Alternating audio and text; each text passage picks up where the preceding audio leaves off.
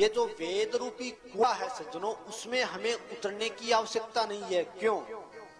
वेद क्या है? वेद है कुआं, और महाराज झरने हैं, वह है गीता एवं भागवत की कथा।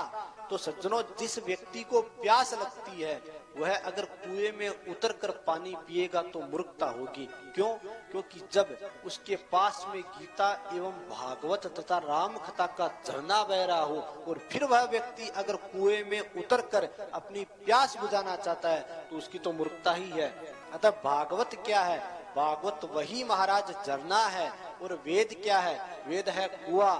तो महाराज आज इस गांव में यही भागवत रूपी अमृत का झरना बह रहा है। तो सज्जनों, मारवाड़ी में कहते हैं कि लागे हाथ ही हाथ धो लेना चीज है। तो बिया ही लागे हाथ धो लेना चीज है, क्योंकि शोमो को बार बार को नहीं मिला है।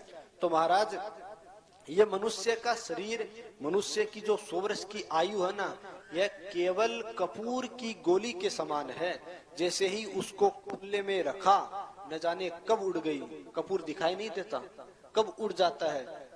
एक क्षण में महाराज पता ही नहीं चलता कि कपूर था, देखते देखते महाराज कब उड़ गया। उसी प्रकार मनुष्य की आयु 100 वर्ष की होती है, पर पता नहीं चलता कि कब उड़ जाती है। क्यों? पहले तो महाराज बाल्यावस्था आती है।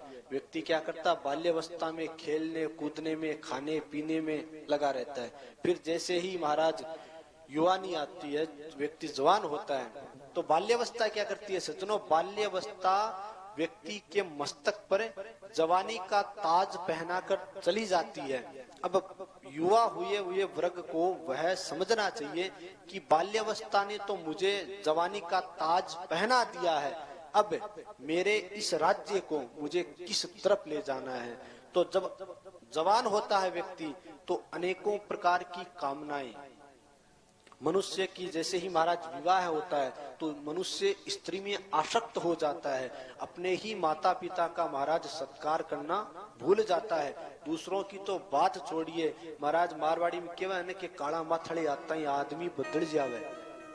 तो वैसे ही जवानी आते ही व्यक्ति का विवाह होता है, और विवाह होते ही मनुष्य अपने माता पिता गुरुओं का सत्कार मान सम्मान करना छोड़ देता है, और महाराज उन विषयों के अंदर इस तरह फंस जाता है जैसे कोई महाराज मकड़ी अपना जाला बुनती है और उसमें छोटे छोटे जो कीड़े मकोड़े होते हैं उनको फंसा लेती है। वैसे ही युवानी जो महाराज प्राप्त होती है, व्यक्ति जवान होता है, उसके पश्चात वह अपना इस प्रकार का आकर्षण करती है, स्त्री होती है, वो इस प्रकार का जाल फैलाती है कि मनुष्य जो महाराज पुरुष है वो उन स्त्रियों में ऐसा आसक्त हो जाता है कि न बड़ों का ख्याल रखता है, न छोटों का ख्याल रखता है, न मान रखता है, न मर्यादा रखता है। और महाराज इसी तरह अपना जीवन जो महाराज युवा अवस्था का है उसे खो देता है।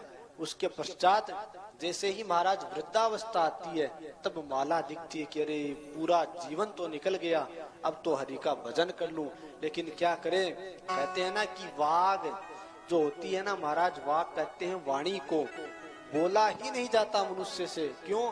क्योंकि आद्य गुरु शंकराचार्य लिखते हैं, अंगम गलितम पलितम मुंडम दसन विहीनम जातम तुंडम वृद्धो याति घृत्वा दंडम तदपि न मुंचत आशा पिंडम।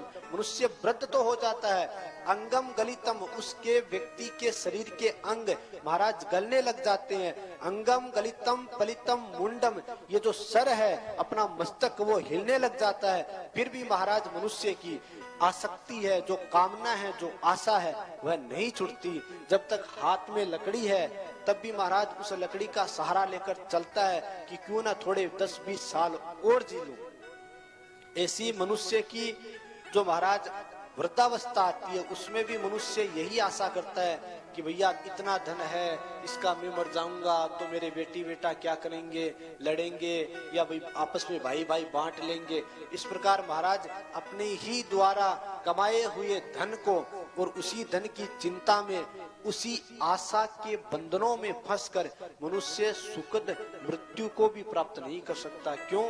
क्योंकि सारा खेल है तो माया का ही, और उसी पैसे के अंदर महाराज इस तरह वह निमग्न हो जाता है कि महाराज सब कुछ भूल जाता है कि वास्तव में कस्तम को हम कुत आयात कामे जननी कोमे तात इति परिभावाये सर्वम असारम विश्वम त्यक्त्वा स्वप्न विचारम। तो सज्जनों, कहने का मतलब केवल इतना ही है कि जब तक व्यक्ति भगवान के नाम का सहारा नहीं लेगा तब तक उसका कल्याण होने वाला नहीं है। तो महाराज धर्म व्यक्ति को करना ही चाहिए। क्यों? क्योंकि कहते हैं कि धनानि भूमो पशवश्च गोष्ठे नारी गृहद्वारि जना श्मशाने देहश्चितायाम परलोक मार्गो धर्मानुगो गच्छति जीव एक। अगर मनुष्य धर्म नहीं करेगा, केवल धन ही प्राप्त करेगा, तो क्या होगा? मनुष्य मरेगा तो महाराज धनानि भूमो, जो उस व्यक्ति ने आजीवन पर्यंत मेहनत कर कर धन कमाया है, वह धन उसी भूमि के ऊपर पड़ा रह जाएगा और मनुष्य मर जाएगा। धनानि भूमो पशवश्च गोष्ठे, जो गाय और भैंसों में उनका मन है कि भैया मैं मर जाऊंगा तो पता नहीं कैसी बहू आएगी, दूध निकाल पाएगी कि नहीं पाएगी, और उसके पश्चात वह पशु भी मनुष्य के मरने के पश्चात अपने ही यथास्थान पर बंधे रह जाते हैं।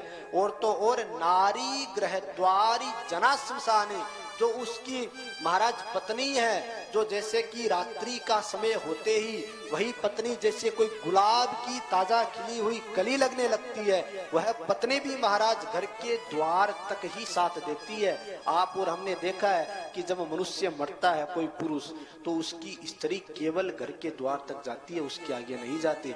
तो महाराज नीति कहती है कि नारी गृहद्वारि जना श्मशाने, नारी केवल घर के द्वार तक जाती है और अपने जो बंधु बांधव, जो प्रिय हमारे व्यक्ति हैं, वह केवल जना श्मशाने, वह सब शमशान तक जाते हैं, उससे आगे उनका भी रास्ता नहीं है। तो महाराज क्या करें? कहते हैं देहश्चितायाम परलोक मार्गो, जब मनुष्य की देह को चिता के ऊपर रख दिया जाता है सज्जनों, उसके पश्चात केवल धर्म एको सहाय, केवल मनुष्य के जीवन में किया हुआ धर्म ही उसके साथ जाता है। न महाराज नारी जाती है, न पुत्र जाता है, न धन जाता है, न पशु जाते हैं।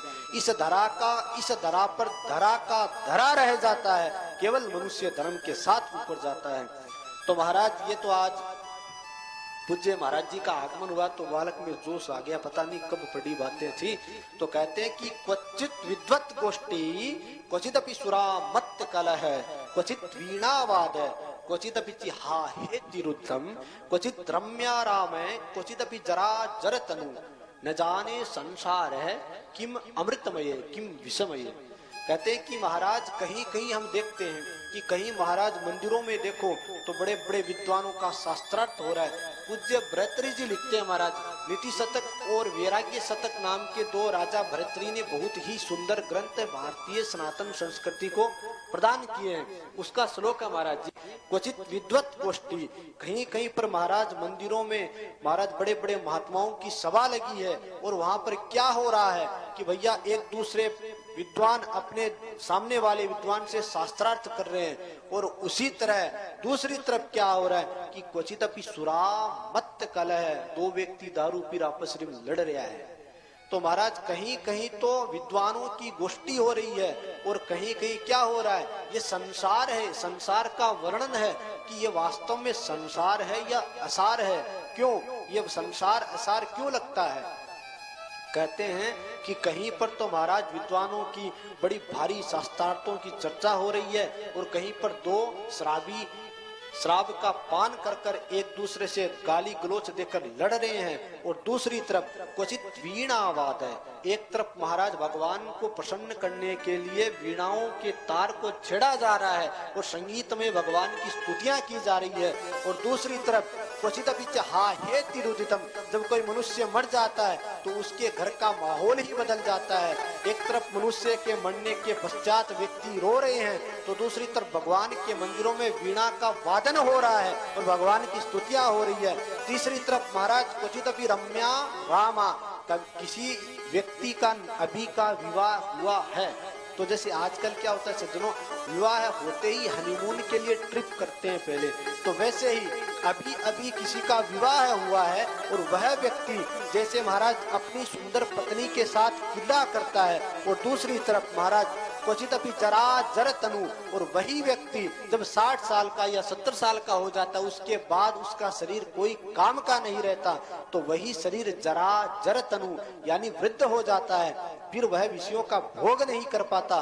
दूसरी तरफ महाराज न जाने संसारे, न जाने ऐसा संसार महाराज पता नहीं, कहीं पे सुख है कहीं पे दुख है, तो इसको क्या समझे, किम अमृतमय, कहाँ से तो ये आपको अमृत में अर्थात सुख में प्राप्त होता है, और कहीं पे महाराज विषमय, कहाँ पर आपको ये दुख के समान लगता है। तो कहने का तात्पर्य केवल इतना ही है कि सुख से दुख से न कोपि दाता, सुख और दुख मनुष्य को कोई दूसरा नहीं देता। परो ददाति इति कुबुद्धि रेशा, कोई दूसरा व्यक्ति हमें सुख या दुख दे रहा है, यह सोचना, यह विचार करना भी महाराज हमारी मूर्खता है। क्यों? क्योंकि स्वकर्म जो हमारे खुद के कर्म है उसी के अनुसार हमें दूसरे दिन उसका फल मिलता है। तो सज्जनों, इस संसार में कुछ भी सार नहीं है।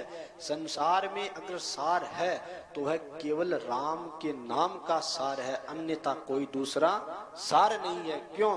क्योंकि राम नाम एक ऐसा महाराज बाण है, एक ऐसी औषधि है जिसका पान कर लेने से स्वयं मीराबाई मस्त हो गई थी। तुकाराम महाराज मंगल में होकर कीर्तन करने लग गया था, आत्मदेव आत्म तृप्त हो गया था।